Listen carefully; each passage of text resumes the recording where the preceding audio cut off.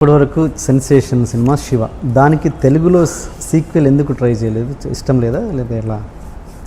దాని Shiva I think is outdated subject. First of all అంటే ఒక కాలేజ్ స్టూడెంట్స్ ఆ టైంలో ఉన్న ఒక రెజొనెన్స్ తోటి ఒక అప్పుడున్న అంటే ఈ రౌడీలు ఇలాంటి వాళ్ళు కాలేజ్ కొత్త గూండాలు తిరగటం కానీ ఇలాంటివన్నీ అటు ఆస్పెక్ట్స్లో I feel it's a sequel అంటే దాని కంటిన్యూషన్ ఉండాలని కాదుగా, అక్కడ నుంచి ఎలాగైనా టర్న్ తీసుకోవచ్చు. ఇంకోటి నాకు అంటే ఇప్పుడు నేను శివ తీసిన డైరెక్టర్ని కాదు ఇప్పుడు, ఎందుకంటే నా మైండ్ దాంట్లో వర్క్ అలాంటి స్పీర్లో ఇప్పుడు వర్క్ చేయట్లేదు. ఓకే. సో నేను ఈ మధ్యన 25th ఇయర్ కోసం నాగార్జున నేను ఏదో ఒక డాక్యుమెంటరీ చేద్దాం అనుకుని నేను మళ్ళీ చూశాను సినిమా. ఇది 25 years అయ్యాక చూశాను ఆ సినిమాని. నాకు అసలు ఏమాత్రం నచ్చలేదు సినిమా, ఎందుకంటే I'm a change person. Maybe for the worse, better అని అంట్లా, it could be for the worse, it could be different అని నా ఒపీనియన్.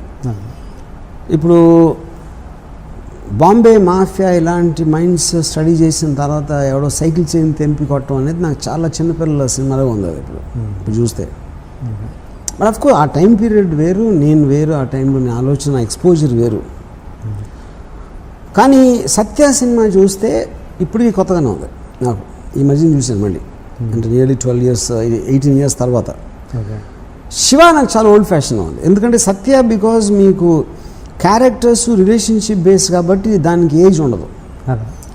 శివ ఏమో వెరీ స్ట్రక్చరల్ డిజైన్ ఫిల్మ్, అది ఎఫెక్ట్ కోసం డిజైన్ చేసిన సినిమా అది యాక్చువల్గా. Cutting points, background music, chase ఇలాంటివన్నీ. It is not a realistic film, just atmosphere మూలాన మీకు ఒక రియలిస్టిక్ ఫీలింగ్ ఉంటుంది దాంట్లో. మీరు మామూలుగా సినిమాని ఒక క్యాల్కులేషన్ పెట్టుకొని తీస్తారా, లేకపోతే మీకు నచ్చిన థాట్ నచ్చిన థాటే తీస్తాను. క్యాల్కులేషన్ బిజినెస్ లెక్కలు ఇవి ఏమి ఉండవు. జీవితంలో ఎప్పుడైనా ఎవరికైనా ఐ లవ్ యూ చెప్పారా? చాలా మందికి చెప్పారు. పెళ్ళికి ముందు, పెళ్ళికి తర్వాత కూడా. దాంట్లో ఒక ఇంట్రెస్టింగ్ ఎపిసోడ్ ఏదైనా? ఇంట్రెస్టింగ్ ఎపిసోడ్ నా పర్సనల్ అంటే మీరు పర్సనల్ ఇప్పటివరకు మీరు పబ్లిక్ అయిపోయారు. నా పర్సనల్ విషయాలు నేను చెప్తాను, కానీ ఇప్పుడు ఇంట్రెస్టింగ్ ఎపిసోడ్ అంటే అమ్మాయి పేరు చెప్పాలా, లేకపోతే మన ఎపిసోడ్ అంటే ఇంకేం చెప్పాలి? ఎపిసోడ్ మీన్స్ ఆ బ్లాక్ సినిమా బ్లాక్ పేరు అవసరం లేదు, పేరు చెప్పండి.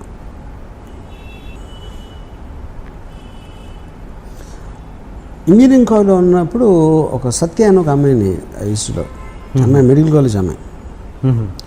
షీ వాజ్ అంటే ఆ టైంలో ఇంజనీరింగ్ కాలేజ్ కాంపౌండ్లో ఒక మెడికల్ కాలేజ్ కూడా టెంపరీగా ఉండేది. అంటే బిల్డింగ్స్ తర్వాత కడుతున్నారు, ఈ లోపల యూజ్ చేయడానికి అన్నట్టు ఒక బిల్డింగ్ యూజ్ చేశారు అనమాట. సో వాళ్ళందరూ ₹1,00,000 డొనేషన్ కట్టి వచ్చిన వాళ్ళు, మేమందరం 10,000 12,000 కట్టి ఇంజనీరింగ్ బ్యాచ్.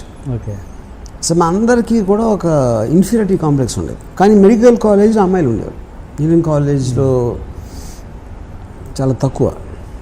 ఇప్పుడు దాంట్లో అందరికన్నా అమ్మాయి సత్య అమ్మాయి ఒక కారులో వచ్చింది, blue Padmini Premier college, Padmini Premier car.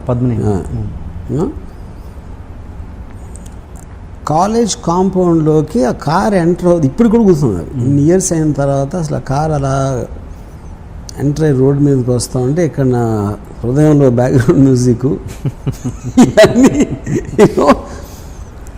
ఆ అమ్మాయిని ఎప్పుడు నేను దగ్గరికి వెళ్ళి అంటే నాకు తర్వాత పరిచయం అయింది, కానీ పరిచయం ఏంటంటే ఇంకొక ఫ్రెండ్ ఉండి ఉన్నారు కాలేజీలోనే, ఆడు కైజర్ అని, ఆడు చాలా అందంగా ఉంటాడు. అతని సిస్టర్ కూడా మెడికల్ కాలేజ్ మాట. సో అతని సిస్టర్ ద్వారా పరిచయం చేసుకుని నన్ను ఆడ బ్యాచ్లో ఒక గ్యాంగ్ హోల్డ్ లాగా చెప్పాడు నా గురించి అమ్మాయికి.